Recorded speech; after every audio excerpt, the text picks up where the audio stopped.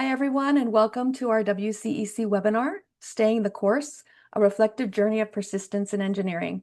My name is Roberto Rincon, and I'm the Director of Research and Impact for the Society of Women Engineers, the organization co-hosting today's webinar.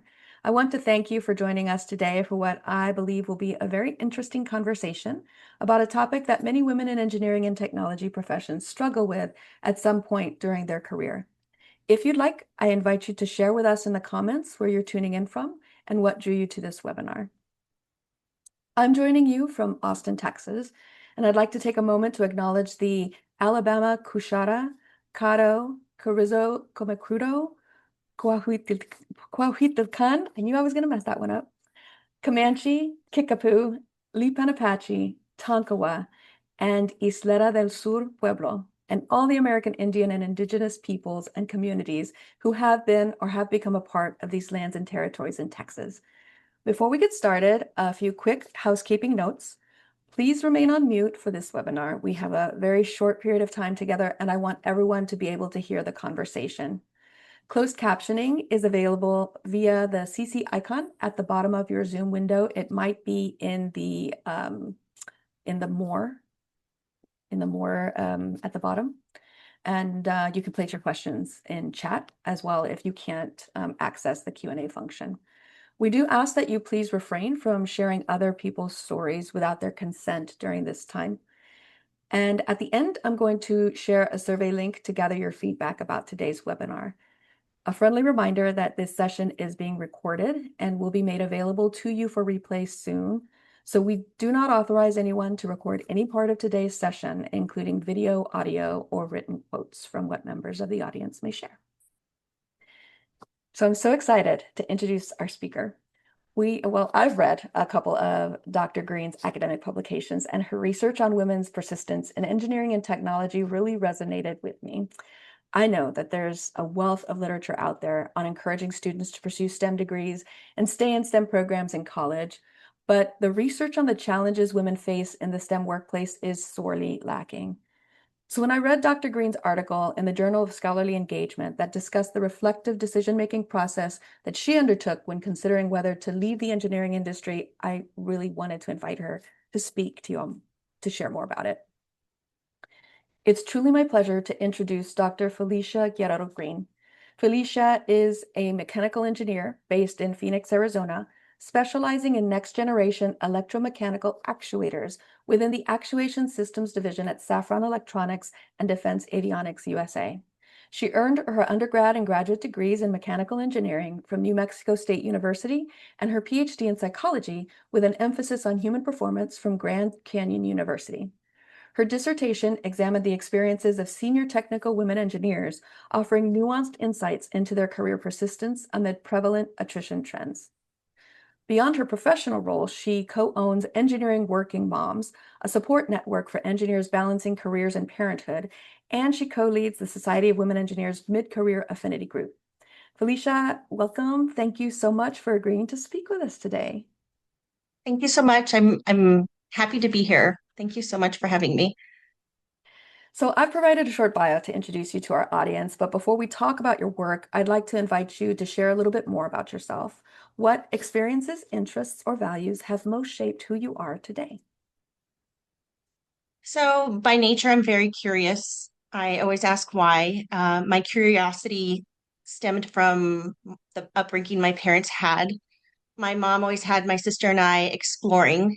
In the summer times, we'd be catching frogs with my dad to study the stages of growth. And my mom was an administrative assistant at New Mexico State University. She started there as a filing clerk and retired 32 years later with a degree from the university. So it's safe to say that my whole life was part of NMSU. They even threw my baby shower there at the chemistry department.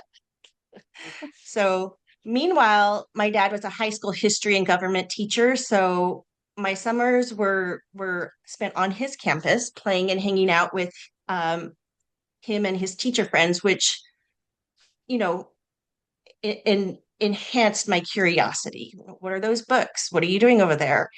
And I loved the why of figuring out how things worked. Why do you think like that? How does the refrigerator work? I my mom had this little like clock that would time a tomato clock, and it was so cute. And I was like, how does that work?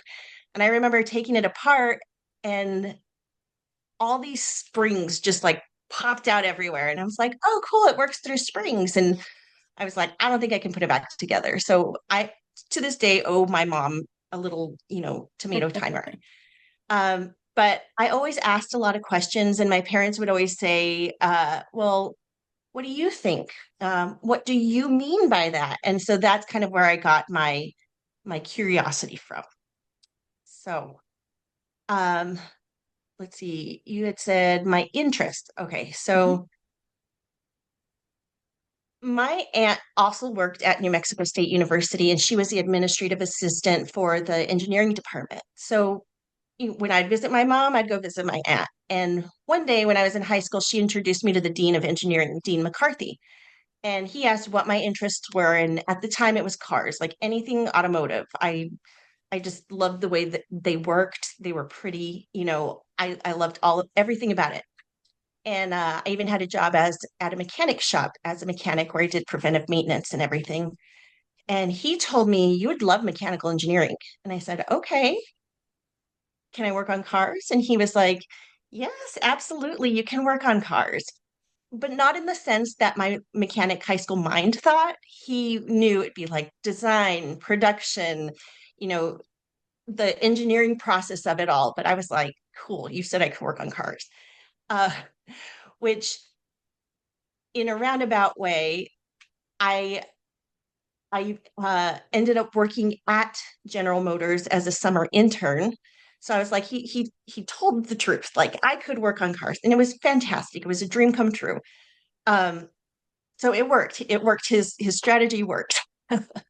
And then as soon as I graduated with my bachelor's in mechanical engineering, I went straight to get my master's through a fellowship program called the Bridge to the Doctorate, and it was sponsored by the National Science Foundation back in the day. And it was with it was they would pay for my whole master's program with the promise that I went to go pursue my PhD. They didn't say when, just within your career. And so uh, I was able to get my master's degree, and then I had to go into industry to make money to live, eat, and support myself. So I had to pause the PhD pursuit for a little bit.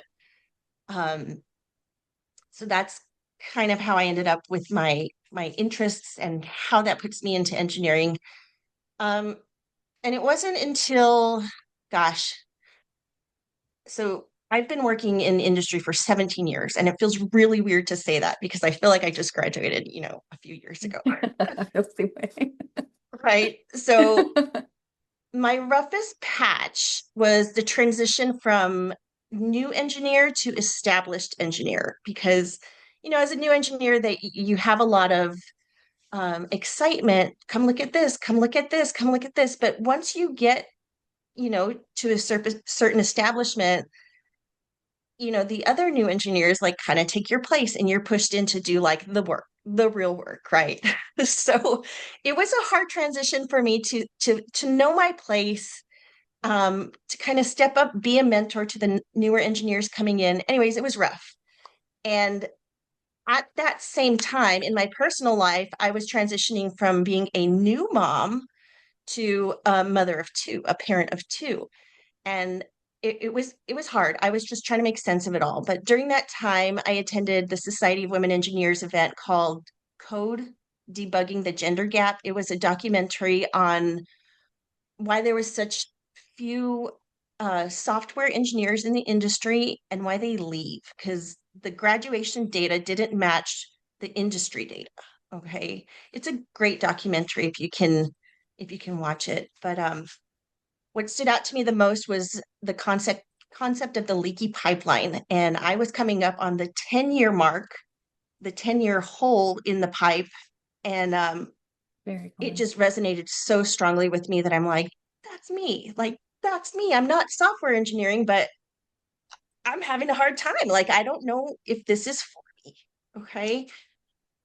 So call it what you want, mid career crisis, burnout, you know, I don't know what it was, but I decided to join a PhD program. My son was 8 months old, and Mm. I didn't know where my career was really going. I had been passed up for promotion twice, and it was just really discouraging because I'm like, what am I doing? I want to go into a technical route, and people are saying, "Oh, you'd be great at, you know, management or HR," and I'm like, "But I don't want to do management or HR. I want to take things apart. I want to do that." So I ended up going um, into a PhD program and kind of trying to tie all this together. My professor told me to write my experience down. And I was like, oh, okay, like a blog or, like a social media influence. And he's like, no, academically, I would like you to write a journal article um, because it will help you iron out these things. And so that's how the my journal article of failing gracefully came about.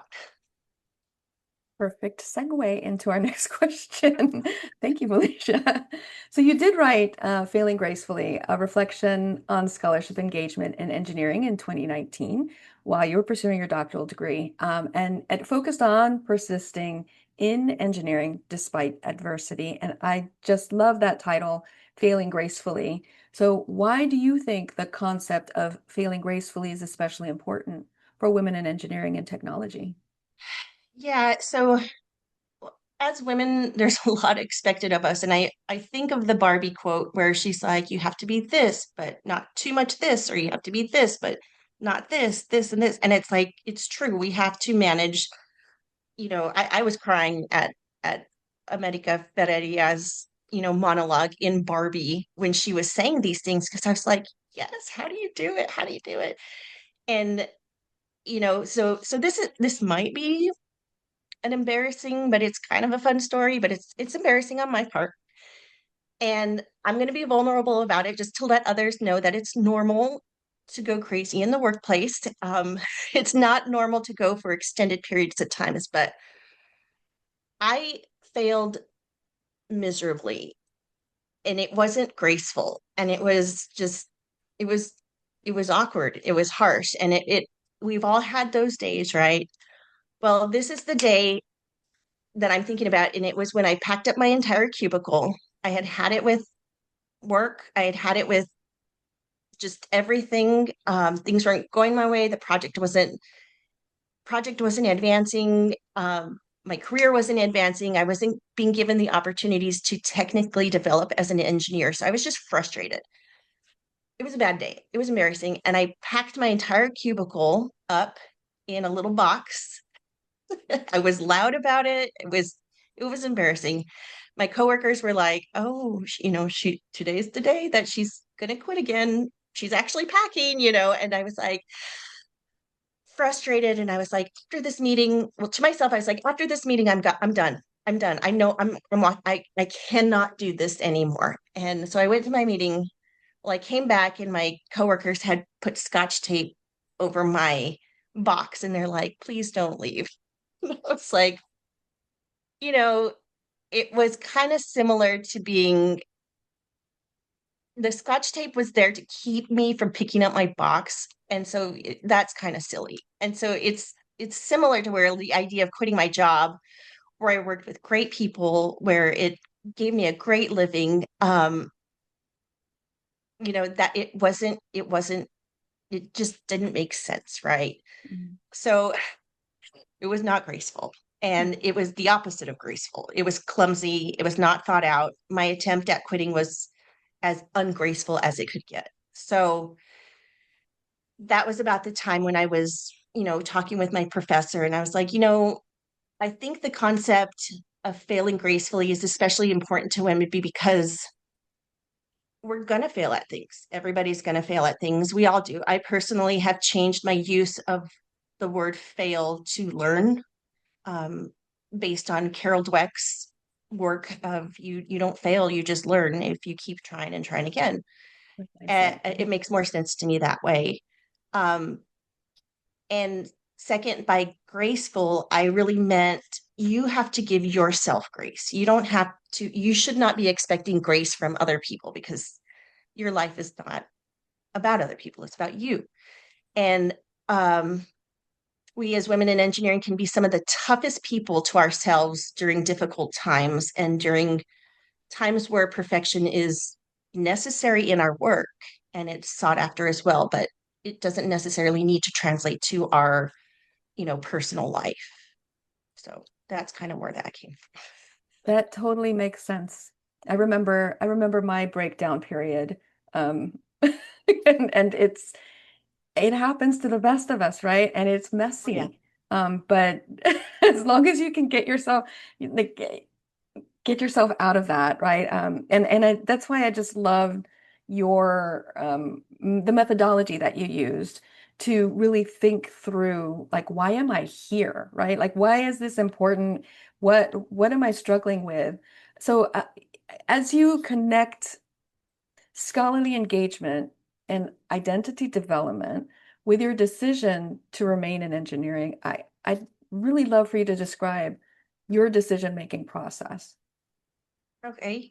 Yeah. So I wish I could take credit for it, but it's not my decision making process. I used there's several methods out there. I specifically used John Dewey's uh, method for critical thinking and reflective thinking. He he was a scholar in the realm of education, and so he was dealing a lot with how to make students perform better. And so uh, Grand Canyon University is also very much emphasized on their scholars and their students, and so it was pretty cool for it to go hand in hand. And like I said, my dad was an educator. My sister's a principal at um, a high school in New Mexico, and I'm like, education, educators run the world. They teach the future. They teach future kids. This has got to be a good theory to go with. So it wasn't until I met Dr. Scott Greenberger, who was my content expert and one of my professors, and he also advocated for the reflective thinking. And he didn't really specifically say which one to go into.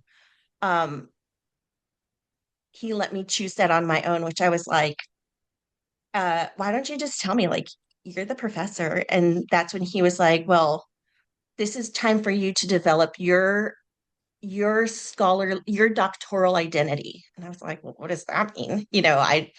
I'm really good at doing what people tell me to do. And so there's, like you said, there's been a ton of research out there on students, academic realm, and there's been a ton of research on doctoral students' persistence in the program.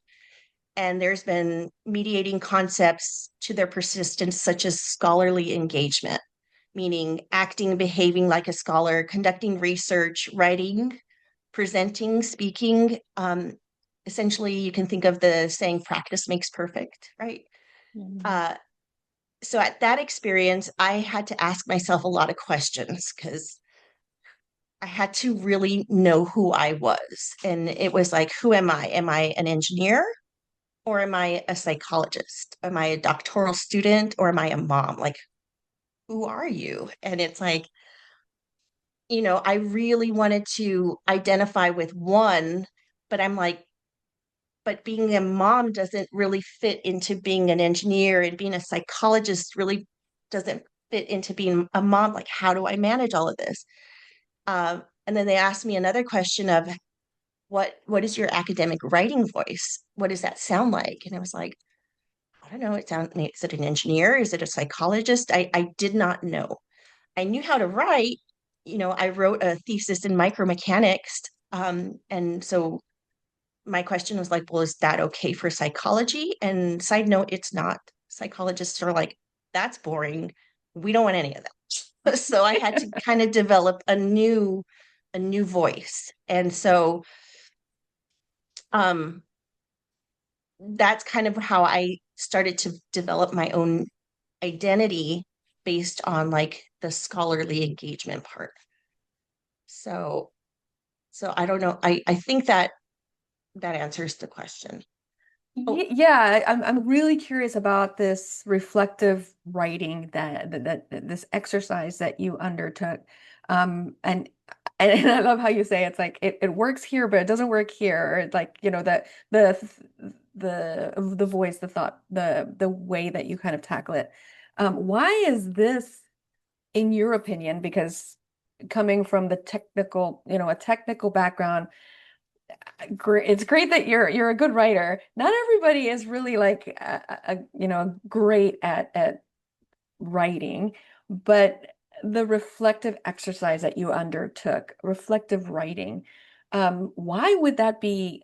Why would you recommend that for somebody with a technical background who maybe not isn't used to doing something like that? And how might we be able to kind of get more comfortable doing that kind of exercise?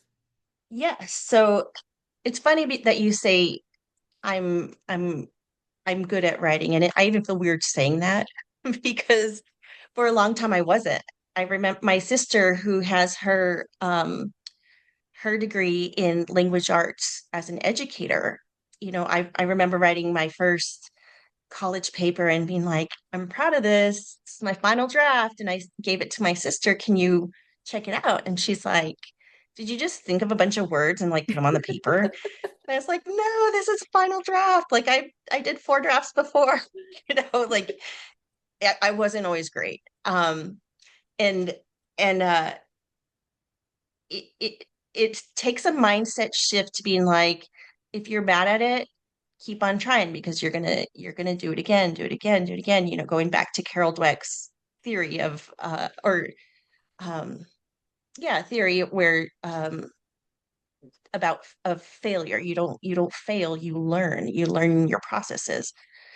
So of the several systematic methods of thinking, like I thought Gibbs reflective cycle, Kolb's experiential learning cycle, Shern's reflection in action, and John Dewey, it's it's it's it helps identify the best solution for your problem at the time with the data that you have.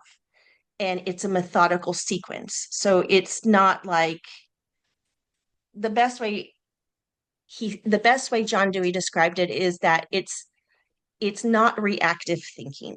It's opposite of reactive thinking. And if you think of reactive thinking, it's I'm going to hurry up and make the decision to be as comfortable and get myself out of this uncomfortable situation, whether it's right or wrong, such as me packing up my office in a little box. Like that was reactive thinking. That was not great. Right. So this reflective thinking forces you to slow down, give yourself grace, pull all the data parts together, and make that decision for yourself based on what you know and what evidence you've gathered based on that problem. And by problem, I mean just that event that made you feel away, whether it was uncomfortable or if it made you feel, I'm thinking of like receiving a patent, like what of that feeling was it? So that's the problem, right? So John, the steps are simply a manual override to force the brain to process a problem methodically. So, engineers can, I feel like engineers could really appreciate this because it's very similar to the scientific method, right? The scientific method is very similar in the sense that we are trying to remove we're trying to remove doubt, um, and uncertainty by using data that's available. So you do that with technical experiments, and then with John Dewey's method, he allows you to apply it to feelings and emotions, which you know is very hard in the hard sciences to to kind of deal with sometimes, if uh, if I may say. No, and from your article, you kind of explain this process, the process that you undertook, and sort of diving deeper and deeper to understand your feelings and emotions, right? And as I was reading it, I'm like, ooh, like I can't say that I've ever actually done that, but I could see how beneficial it could be to really understand the why, like why, and then how to, to tackle that problem. Um, Yes. because you're sometimes you're just overrun by the emotion and you just like charge, right? But this methodical thinking really does seem to resonate, in my opinion. I really appreciated it. And so I'll touch a little bit on why I went into human performance psychology versus like another uh I really wanted to go into getting a PhD in mechanical engineering. I'll just flat out say that. But as a woman in engineering, I faced a barrier of a gatekeeper saying, as a company, we don't support people like you. And I'm like, people like me, like it's, 2016. Do you want to elaborate on what you mean by that? Mhm. And uh, obviously it's always non-tacit. It's just an implication of like the slight that I got. And what it essentially came down to was she said, you just had a baby. Like, why would you want to go into a program? And I'm like, that shouldn't happen. It happens. Like, and I'm sure there's a ton of other engineers, women engineers who have these stories of like, I would love to do this, but someone didn't think that I would be able to, right? So I knew at that point I had to go out on my own dollar, you know, pursue my PhD, fulfill that, promise that I made to the bridge to the doctorate because I really wanted that. And in 2016, pre-COVID, there was not a lot of online programs at all. And there were definitely not any online mechanical engineering PhD programs. And so I did the best I could with what I had. And I was like, Grand Canyon University's online PhD program fits my schedule perfectly. And it's what my husband and I could afford for us at the time. And uh, I just went in, but I was like, you know what? I want to still at least figure out why does this happen? And if so, psychology is the way to do it. People are weird, people are interesting. The study of people is a great place to look for answers on why am I doing this, right? And so that's how I was able to tie my performance psychology into engineering. Mhm. And the the lady was like, um, this is more for like elite performers, think uh concert performers, Mount Everest climbers, first responders, like people who are under a lot of pressure to perform perfectly. I was like, that's women engineers. We we're always balancing all these plates and spinning all you know, these juggling all these balls and stuff. And we have to do it perfectly because we deal with um, things that are used by the public, that Mhm. are used by our communities. You don't want to, half-ass a bridge, or you don't want to, take a break before you go do some analysis on some airplane components. Like you have to be on it. And to this day, I still like think about some of the past analysis that I've done for airplanes and heat analysis that I've done for environments where military use their electronics. Like I'm like, please, I hope those numbers were right. Still thinking about it. And that was years ago. But the lady was like, oh, I can see that. Yeah, I think maybe performance will work. And so I'm like, I feel like it was perfect. So that's kind of how I got into the performance psychology part of it. And so it's interesting that I go down, I still work full time in engineering and I do research on my own dollar, on my own dime, on my own time, because I don't feel like there's a space for me. Mm. I'm I'm a technical uh, psychologist, and there's not really a space for me. So I'm like, I kind of have to figure out what now, what next, right? Yeah. And Mhm. and using reflective thinking in a discipline like engineering, um, I've come up only with a few ideas. And mind you, I'm new to this, right? But I believe if you have an engineering situation such as lack of innovation in your company, or um, if you have a time where no patents are being produced, right? There's been a ton of research on patents and innovation making companies more profitable, more successful in like the long run of achieving whatever the goal is of that company. And if if you have experiences like these, um, you can use this reflective methodology to be like, well, what's going on with this situation with our people? Mhm. Why aren't they innovating? Why are we losing qualified engineers from our department? Why is there an increase in safety accidents, or you know just different things like that. So it's not necessarily I can go apply the scientific method and control these people with and control their variables. You can apply this um, reflective thinking, and the final result will be the next best action. Okay, so that's Yeah, kind of yeah. what I think engineering can use.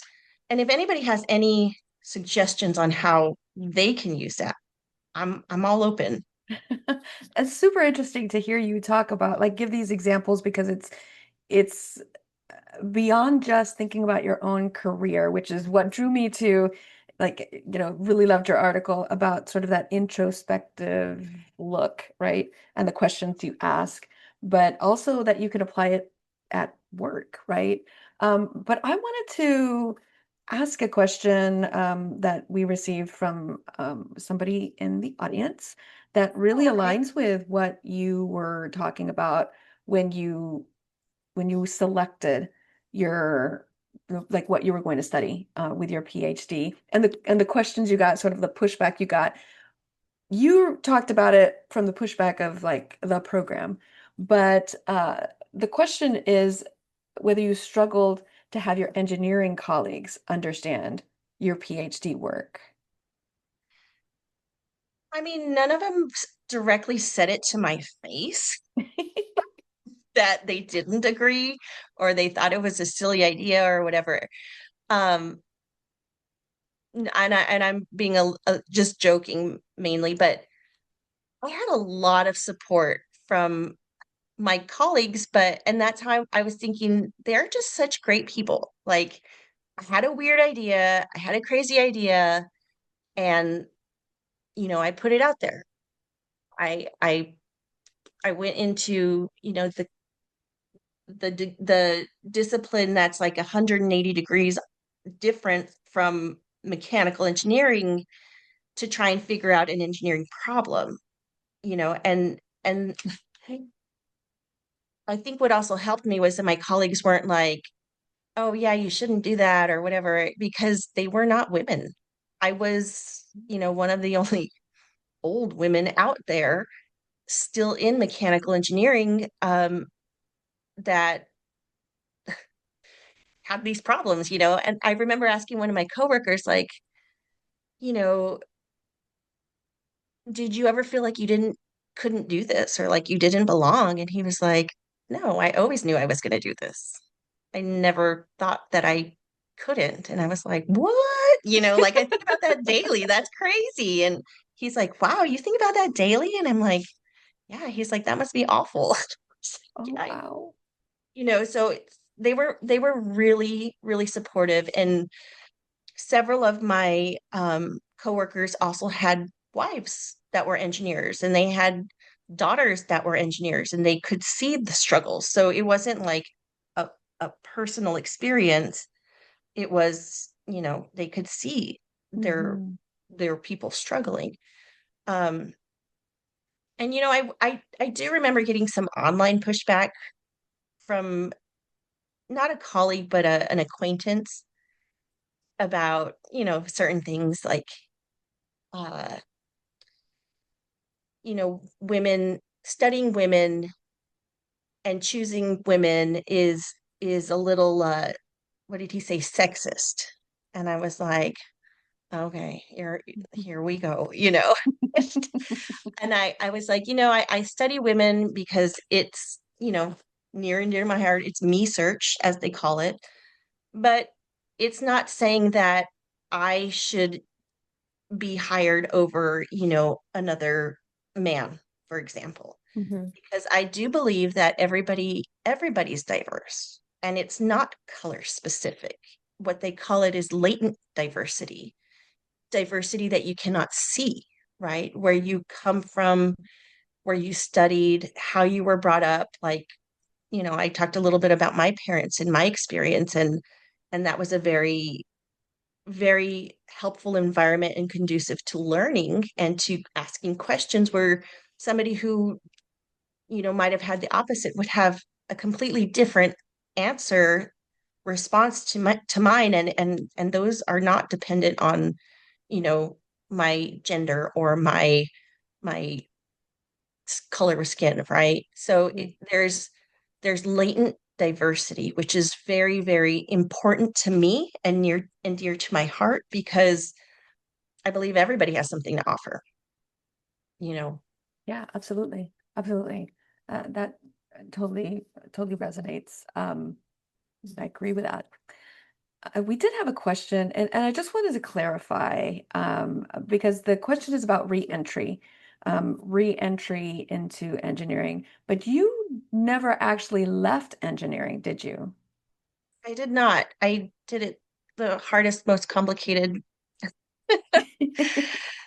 maybe most reactive way possible, because I was also, like I said, going through becoming a mother of two at the same time. I didn't leave. I did it simultaneously, which, looking back, reflecting, um, if I had to do it again, I would I would tell myself, just wait till all your kids are out of diapers. Just wait, you know, like, give yourself time. You don't need to rush this. Like, I thought, within 7 years that somebody would go steal my thought, take my research study, get my degree, and then, there was no longer room for me to become a PhD. That's not how it works. So I'm like, now that I know that, I would have taken my time and waited a little bit, because, I did want to enjoy my kids, and I I didn't miss a lot of their activities because I was in school. So I ended up being in school for 7 years, right? Instead of finishing it hurried up at 3, missing all the events of their life. I drug it out, and it took a long time. So that's how I did it. Um, I didn't leave engineering. I don't know if you wanted to ask the question still.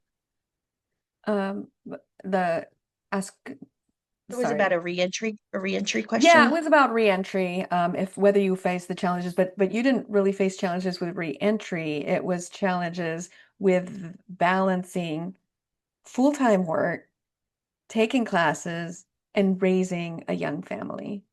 Hmm. Hmm. Ooh, Yeah. that's a lot. That's a lot. And I wrote all about it in my family isolated article. Which I have shared in chat, so other people can read your paper.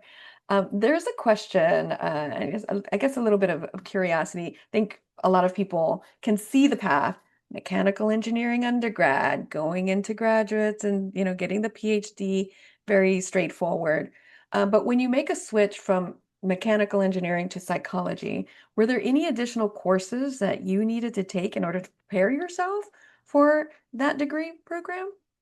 I did. So I spent, I think it was 2 years in psychology classes. Um,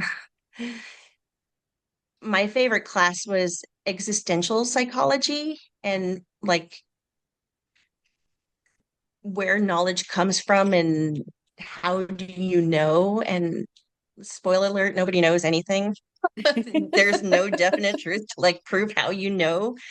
And that was one of my favorite classes. I had not taken anything. The only thing that transferred from my engineering degree to psychology was statistics, which I'm like, can I get a refresher on that anyway? Because, it's been a while. And the last class I think was partial differential equations, which is very different from, statistics. And I did get a refresher and I was like, oh, it's so much easier to understand when I'm older rather than when I'm like 20 years old. So that was the Yeah. only class I really that got to transfer over. But I loved all the classes. They were great. Yeah.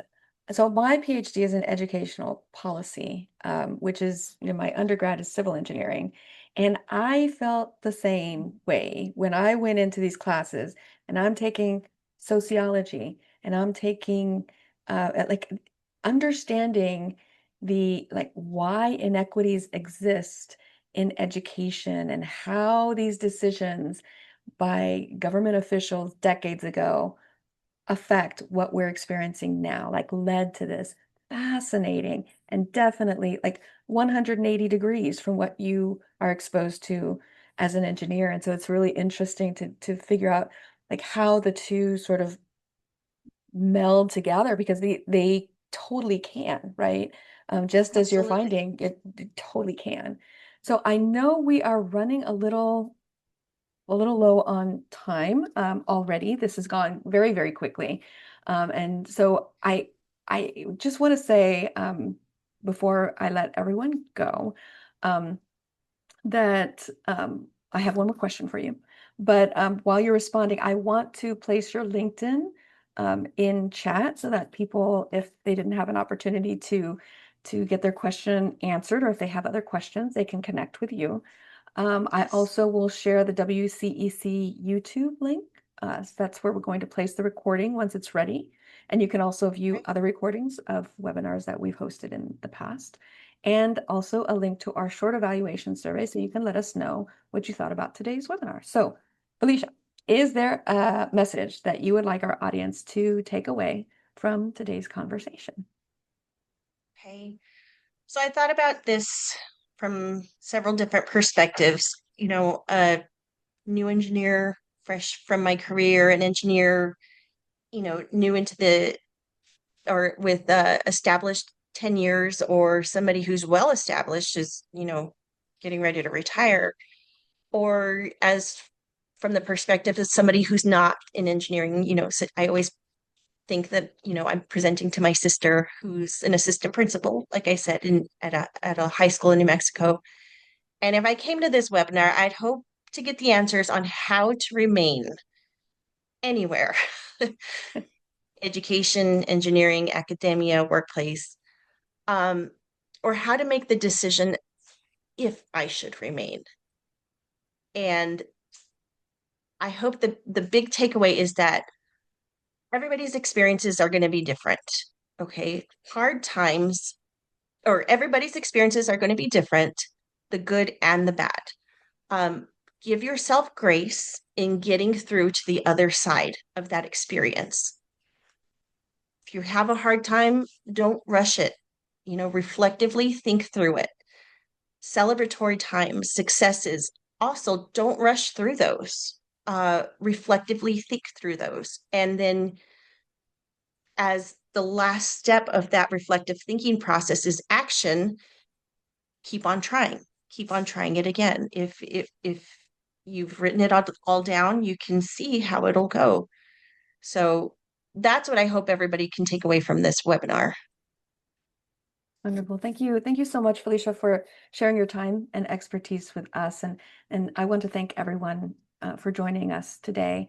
We hope that you enjoy the rest of your day. Thank you so much. Thank you so much.